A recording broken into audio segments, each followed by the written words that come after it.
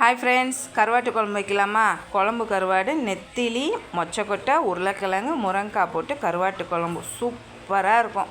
இன்றைக்கோட நாளைக்கு வச்சு சாப்பிடும் போது பழையதுக்கு செம்மையாக இருக்கும்.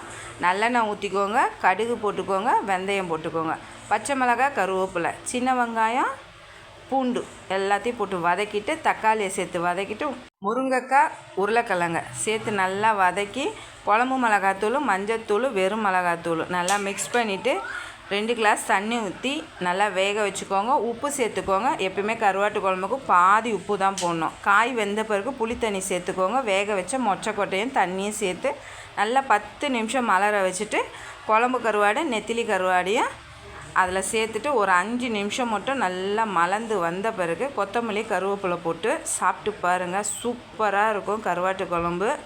மிஸ் பண்ணிடாதீங்க. ட்ரை பண்ணிவிட்டு கமெண்ட் பண்ணுங்கள். பாய்.